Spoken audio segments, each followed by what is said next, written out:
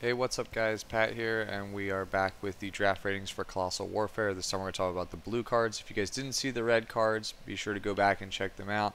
If you like these videos, they're geared towards helping you guys out trying to win drafts, especially with the release of Draft Box 3 this weekend. If you like this kind of stuff, or if you want to see more stuff in the future, say deck profiles or any of the analysis or things, card reviews for set 5 and whatnot, be sure to leave me a comment down below or a like. And if you really enjoy these videos, definitely consider subscribing. It definitely helps me and the channel out quite a bit, and I would really appreciate it. So with that out of the way, let us get right into the grading scale for those of you who are not familiar with it. We grade things on a scale of 0 to 10, with 10 being the absolute best, 9 is a bomb, but it's still beatable, 8 is a good super rare, or a top tier uncommon or common. Think of like a Saiyan Kaba for the commons. For a 7, it's a middle of the road SR or rare, but a pretty good uncommon or common, something that you will always find useful. 6 is a lower tiered SR or rare. Mid uncommon or common, something you're most likely going to put in your deck. These are, sixes are what the bulk of your deck should consist of. You should be aiming for sixes or better. 5 is a solid card that may get cut. 4 is a filler card you're most likely not going to use. 3 is a filler card you're only going to use if you can barely make a 40 card playable. 2 is a filler that you're only going to use if you're desperate, say an off-color card for its combo potential. 1 is awful, but at least it has some sideboard applications. And 0 is unplayable in any scenario. So I want to start this off by saying blue is monstrously overpowered and limited in Colossal Warfare. I feel like everybody at the table is going to attempt to force draft it. I will say in drafting, it is always best to figure out what colors are open and draft a really good deck of a lesser or worse color than to try to force an OP strategy, because if everyone at the table tries to do it, or you're competing with somebody else, you'll end up with both you and your opponents will end up with 2 to 3 mediocre decks, while the other guy will reap the benefits and have one really powerful deck of a lesser tiered archetype.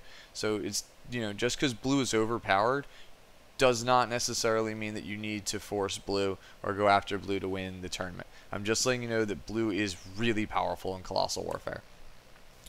So first up, Stormfish Krillin. This could be one of your potential 4 draft box leaders. Even though he is a blue leader, it's important to note his abilities can be used by everybody. He is a self-awakening leader, and he draws a lot of cards both on the front and the back, and he has the advantage of being able to discard a card from your hand to give it plus 5k in critical. Really, really powerful. Critical is obviously great. You know how much I sing its praises if you guys watch the World Martial Arts Tournament draft videos. Critical is one of the best keywords you can have in Constructed, and it's even better in draft because it denies your opponent's resources and consistency in a format where they don't have a lot of either of them. Krillin is an excellent leader choice for almost any deck. You can play him as a yellow deck, a green deck, a red deck, or a blue deck. It does not matter. He is always going to be good no matter what you decide to build, just because of his sheer card draw and his ability to punish opponents. So for that, Krillin gets a 9. Excellent card. I expect it to make waves in Constructed as well. So next up we have one of the 2 blue leaders you can pull in packs. This one is the easier of the 2 to pull. This is Iron Vow Trunks. Iron Vow Trunks basically almost requires you to play mono blue, and if you're in the blue seat, that's a really good spot to be in. You'll get a lot of mileage out of Iron Vow Trunks. If you have only blue energy, you get to untap one of your blue battle cards at the end of the turn and one of your blue energy, which is really, really good. So if you can make it work, he's really strong. I feel like being restricted to only one color in limited is pretty taxing, so I feel like that hurts him a lot. It's still a really strong leader. Switching characters to active mode at the end of the turn really makes it difficult for your opponent to get certain key threats off the board, especially if that threat already has barrier. A card just becomes a win condition in itself, and they have to race the card that they can no longer touch on board. So that's where the bulk of Trunks' power and what kind of strategy you should try and draft around him. Unfortunately, like I said, it's going to be very difficult to get mono blue. So that's why I'm going to give Trunks a 7. If he needed to be majority blue, or you could play it had to be blue X, like at least like 2 blue energy or something, he'd be much stronger. But because you have to be mono blue energy, it really hurts his overall grade. It's a really strong leader when it works, but it's not the best leader because of how inconsistent it is. So next up we have the Titan of Constructed, Awakened Perfection, Hiragarn. You guys already know how insane this card is if you follow Constructed competitive play for this game. He's made waves at many regionals, won many major tournaments, and consistently can always be found in the top cut. And that's just because of his sheer card advantage on the front and on the back. He's pretty much the only leader in the game that's going to +2 when he swings. Hiragarn, like Krillin, I said at the start of this video, you don't have to be in blue to play Hiragarn. If you open Hiragarn as a leader, you should just audible to it immediately. It nearly guarantees a tournament win if your deck is at least somewhat, competent. The ability to just, play defensively until you get to 4 or more life and just pressure your opponent and constantly whittle away at their hand. You will win the card advantage war. You will win the war on board presence, field presence. He just does way too much for absolutely nothing. That's why I give Hiragarn the first 10 here for draft ratings. I speak from experience. Every time I've drafted Colossal Warfare 3 or 4 times now at this point, and every time someone always passes me Hiragarn, and when I have otherwise a mediocre to somewhat above average deck, this card just cements it. I've actually one time drafted a deck with no win cons pretty much whatsoever because I just didn't see any, and I was past Hiragarn, and that's all she wrote. I ended up winning the entire tournament just because I played smart and just whittled them down with the leader effect. He is that strong. He's better than pretty much any leader you can open. Next up, we have Dragon Fist SS3 Son Goku. This is another really, really overpowered bomb. The fact that this card is 6 cost for a 25k double strike barrier that potentially removes a guy and switches 2 of your energy to active mode means this card's really a 4-drop with 6 drops worth of stats and is consistently repeatable removal that can only be killed by attacking into it. So if you're in Iron Val Trunks, or if you've opened Iron Val Trunks and have a seriously good blue pool, this card is basically unanswerable. There's maybe like 1 or 2 cards you could possibly be playing in the entire draft format that this card exists in that can answer it. It's better than most of the super rares in this set, honestly. If you just open it, you just take it, because if you're assuming you're not really far behind, I mean, I get sure, bouncing your opponent's guys isn't as good as hard removal, but they're going to be wasting their turns consistently trying to replay the same card while you're amassing a board advantage, and he's strong enough to kill pretty much anything and push through for very serious damage.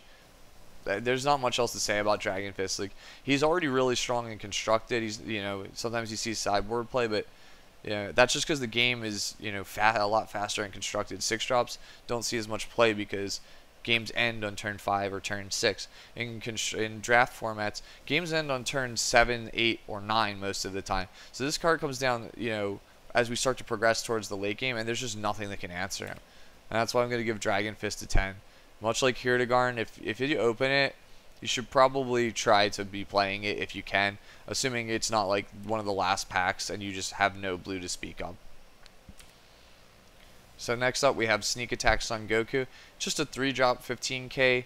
When you play it, you return one of your opponent's battle cards to their hand. Not the best form of removal, but it does provide tempo, and it's a solid body to pressure mid-game, and it can buy you that 1 turn that you might need in the later stages of the game to win it all. Not the best common, but definitely a solid card, solid inclusion for pretty much any blue deck. Having 1 blue energy is also really nice. It's very easy to splash this card if you decide to go, say, 2 or 3 colors. Next up, we have City Patrol Great Saiyaman. This card doesn't look like it's that good, but I'll tell you this card does quite a lot. It's a relevant beater at 15k, and it has barrier, so your opponent can't play any removal cards on it, and it has blocker. So this card is just a beat stick early on that transitions into a negate that is for sure going to fire off in the late game. That's really powerful. And it also has the effect of being able to have its cost reduced by 1 if you have you draft Great Saiyaman 2, aka Great Saiyawoman, aka Videl, whatever you want to call her. So yeah, the card's just really good.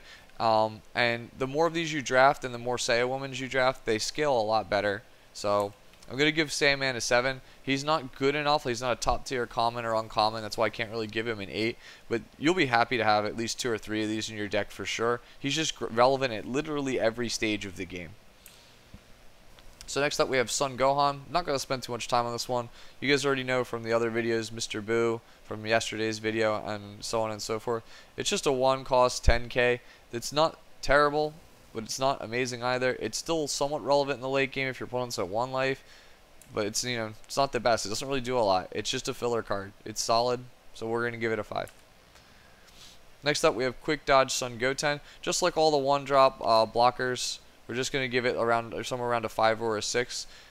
These basically function as your negates and limited. There isn't really that many negates in this actual draft box 3 format. So these are basically the ways that you're going to be mitigating damage. Unfortunately, they're susceptible to removal, but there's not too many relevant one drop plays anyway in draft. So you might as well just pick this up and play it on 1 and sit on it until turn 6 until you need it.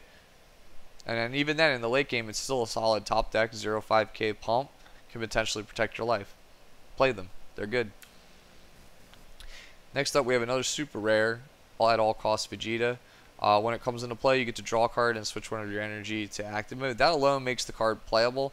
It is a sizable body that, you know, replaces itself, and it's basically only a 3 cost 20k. That in itself makes it a very, very good card, and we'll put it on par with some of the better commons and uncommons in the set. What really makes Vegeta a lot better, though, is he has the ability when you're over 5 energy, you can take 2 life to give him plus 3k and triple strike and KO a guy. Obviously, you can take the 2 life at 4 if you really want to self-awaken. You just don't get the effect. But the effect to kill a guy and potentially push for game on a huge body with triple strike, really good. Obviously, you know, another constructed all-star, really great with battering and constructed, but you don't have that here. Another thing you just don't really have is the luxury of lots of negates and defense, so you really can only afford to use that ability when you think it's a for sure thing to go for game, when they have no blockers and their hand size is pretty low. So it's not going to always be relevant to snap the 2 unless you're just playing from behind and trying to block everything and try and set it up so you can get multiple activations throughout the course of the game. Still solid removal, still a solid finisher. It's just not always useful, not always a blowout of a card, and then so for that reason I'm going to give at all cost Vegeta an 8.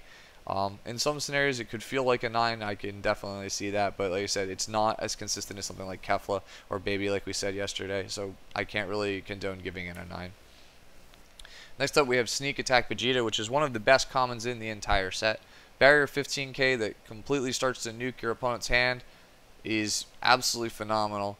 Great card. If you pick up 2 or 3 of these and you can manage to stick lots of them on board, it can get out of hand really, really fast.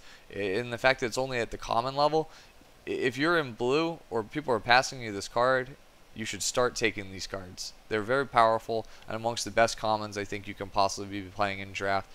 You know, just like with critical, denying resources wins games. He's a relevant body as always. I'm going to give Vegeta an 8. I wish I could give him more, but when we start to talk about 9s, those are cards that can just win the game outright by themselves. So I don't think he can do that unless he's left unchecked for a really long time, like 4+ turns, in which case you have to contemplate what your opponent is doing. But yeah, this and multiples will shut out a game. Next up we have Oath's Power Trunks, and like I said with, you know, SS3 Goku, barrier, double strike, and having the ability to untap yourself, switch it to active mode at the end of turns, makes it really difficult to, you know, answer. There's not really that many cards, if any at all. I think there's like, what, Goten, the adult Goten that we talked about yesterday. There's not too many ways to attack cards that are in active mode. Red, they're pretty much exclusive to red. So if this Oath's Power Trunks gets the ability with Tapion in your drop or warp area, he's pretty much just unstoppable. He's going to every turn just turn sideways, and your opponent's just going to have to be forced to block it. I know that they just for the rest of the game they have to constantly block this big body 20k double strike because there's nothing they can do about it. And you know, you get all of that at the low cost of just having Tapion in your drop or your warp. So I'm going to give Trunks a split rating of an 8 or a 9.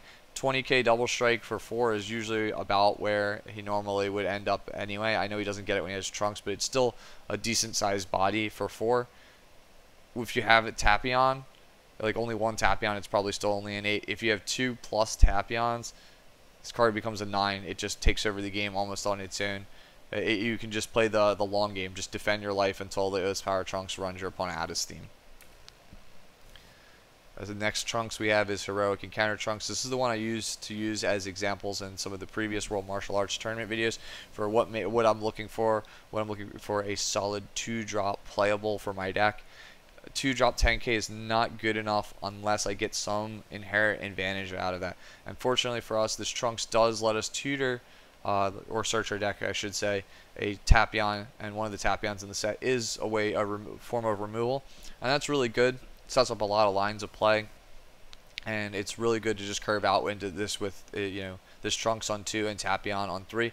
Not the best 2-drop I've ever seen in Limited, but again, really solid inclusion if you have several Tapions. So for that reason, give Trunks a 6. This is, like I said, right where I want to be when I think of just playable 2-drops. Next up, we have Raging Energy Blast Gotenks. 4-drop 20k critical is good. I'm not sure if it's better than 20k double strike, because when we get into 4+ drops, I'm looking for ways to close out a game, and this guy can certainly close out a game, but for the most part, he's just a 4-cost 20k critical. He has the ability to sack himself to untap 2 and search your deck for a Goten and Trunks, and that ability is a lot better in Constructed than it is in Draft. In this format, you pretty much are only really going to be able to get, I guess, the O's Power Trunks, or the one that tutors the Tapion. So like, you have decent Trunks targets, but Goten really only has a 1-drop blocker, so it's not always really super relevant. It's a little bit weird for me to rate Gotenks, because even though critical is good, he just falls in this really awkward spot in the curve. There's a lot of 4-drops in this format. I feel like they're a little bit more impactful than just what's going to end up being a 4-drop 20k critical most of the time. I mean, we already talked about several of them. We talked about O's Power Trunks and Vegeta, and then from yesterday, even then, the Vegeta baby and then the Goten, just they do a lot. I feel like a lot more for what I'm trying to do on 4. So for that reason, I'm going to give Gotenks a 6. I could very easily see this being a 7. I definitely don't think it's an 8. You can pick up a couple of these and it might be good. It obviously gets better if you have 1 to 2 copies of O's Power Trunks. In that case, I would prioritize him a little bit higher than a 6. But yeah, that's basically the average case. He's going to end up being a 6 most of the time. Solid 4, not the best 4. So next up we have City Patrol, Great Saiyaman 2, Great Saiyawoman, Videl, whatever you want to call the character. So she just searches your deck for that fantastic Great Saiyaman we talked about previously.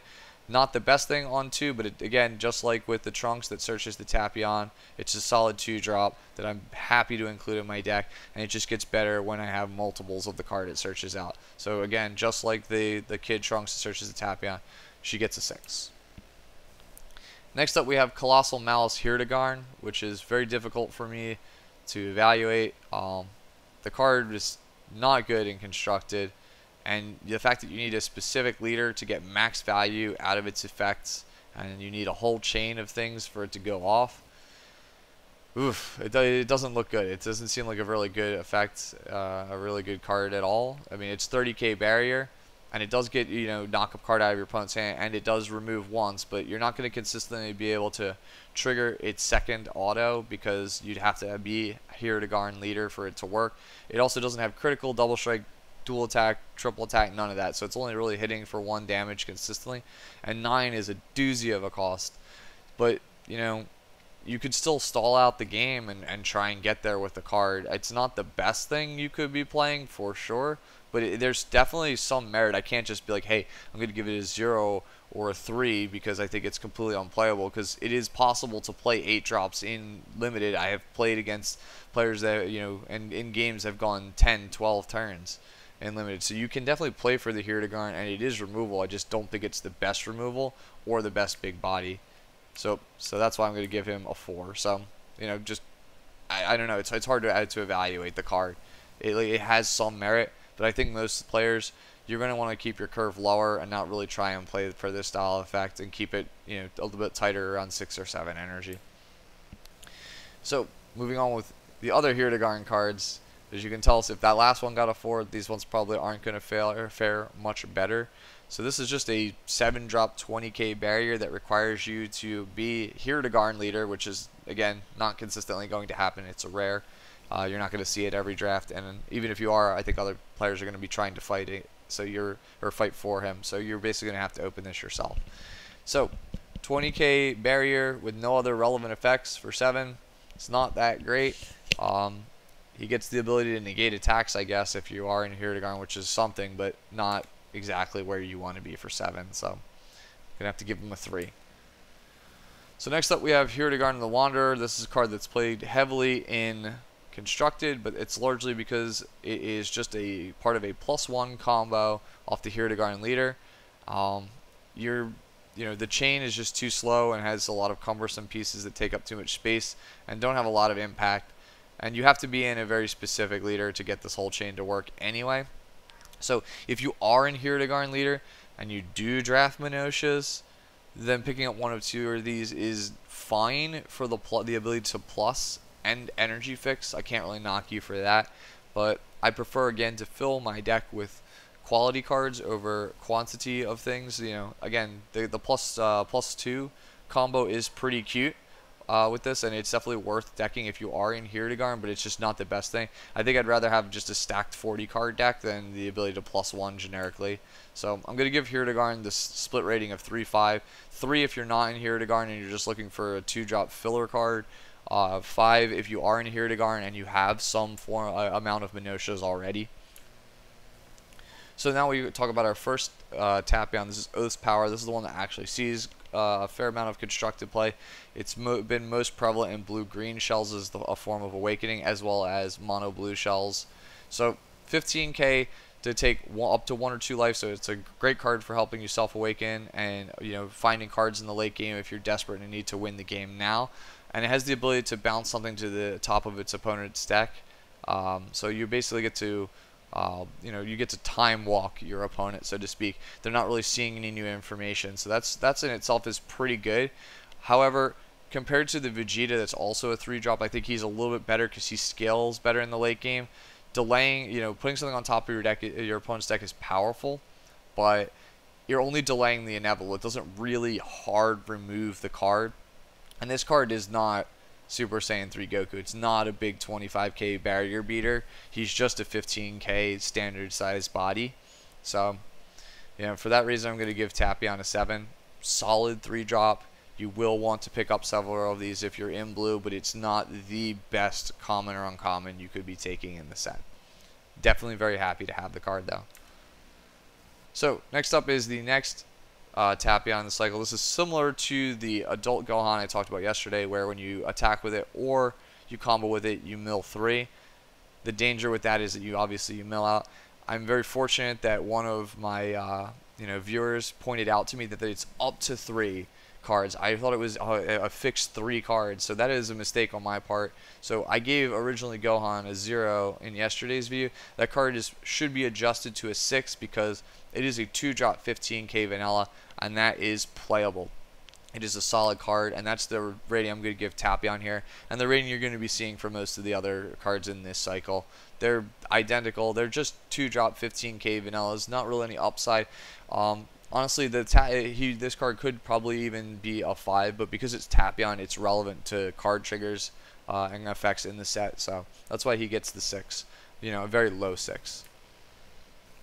Next up, we have Hidden Darkness Minotia. I guess I'm not really sure how you say it. I'm pretty sure it's Minotia though.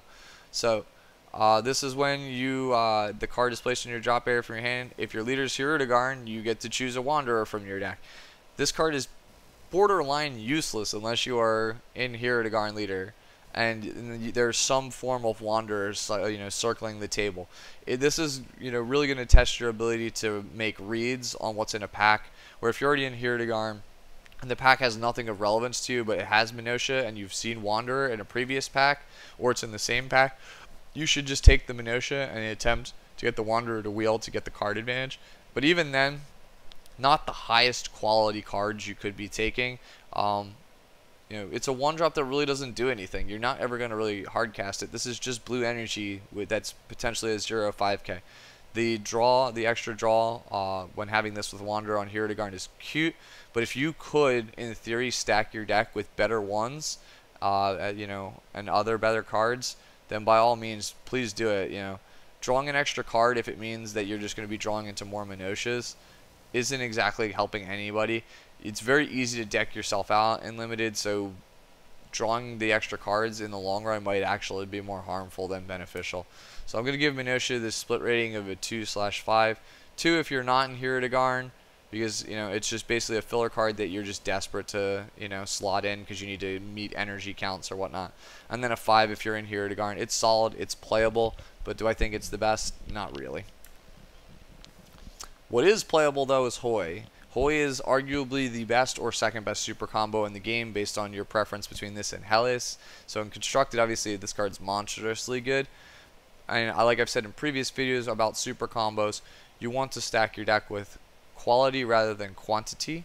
If you just draft a bunch of super combos, then you'll just be drawing into mediocre cards if you don't have bombs.